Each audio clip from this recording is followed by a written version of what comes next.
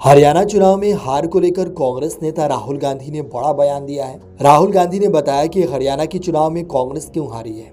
चुनाव के परिणामों के बाद कांग्रेस ने आज समीक्षा बैठक रखी, जिसमें उन्होंने कहा कि हरियाणा में हार इसलिए हुई क्योंकि पूरे चुनाव में नेताओं ने पार्टी से ऊपर अपने हितों को रखा।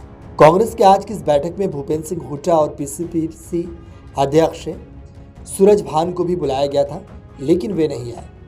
इसके बाद अजय माकन ने कहा कि आज सुबह बैठक को लेकर यह निर्णय लिया गया कि यह बैठक केवल वरिष्ठ पदाधिकारियों तक ही सीमित रहेगी और हरियाणा के नेताओं को बाद में बुलाया जाएगा। सूत्रों के मुताबिक जल्द ही एक फैक्ट चेक टीम गठित की जाएगी। अजय माकन ने बताया कि आज की बैठक में कांग्रेस अध्यक्ष मल्लिकार्जुन खड़गे, राहुल गांधी, केसी वेणुगोपाल, अशोक गहलोत और साथ में आईसीसी के सेक्रेटरी दीपक बावरिया भी जूम कॉल के जरिए बैठक में जुड़े। सभी लोगों ने विस्तार से हरियाणा के चुनाव की समीक्षा की। माकन ने कहा कि सभी न्यूज चैनलों पर एग्जिट पोल आए, नतीजे अप्रत्याशित थे। किसी को भी यह उम्मीद नहीं थी कि ऐसे नतीजे आएंगे। एग्जिट पोल और नतीजे में जमीन आसमान का फर्क था।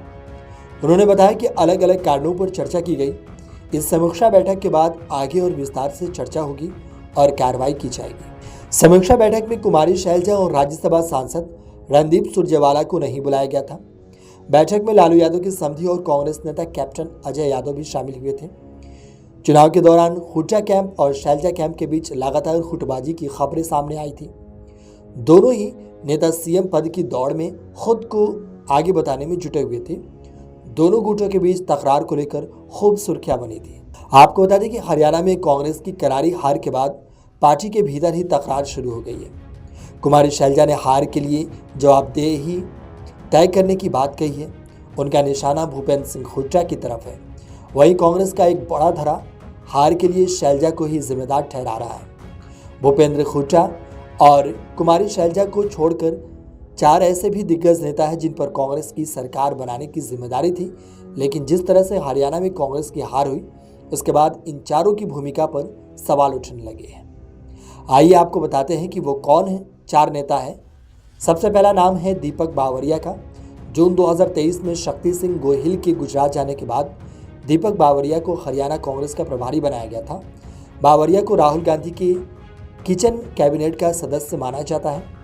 प्रभारी बनाए जाने के बाद न तो बावरिया संगठन तैयार कर पाए और न ही गुटबाजी को रोक पाए। दूसरे नंबर पर अजय माकन है। कांग्रेस कोषाध्यक्ष अजय माकन हरियाणा चुनाव में स्क्रीनिंग कमेटी के प्रमुख थे। टिकट वितरण का काम स्क्रीनिंग कमेटी के पास ही है। टिकट वितरण में केवल हुड्डा गुट को ही अहमियत दी गई। 89 में से 72 टिकट तो हुड्डा समर्थकों को दिए गए।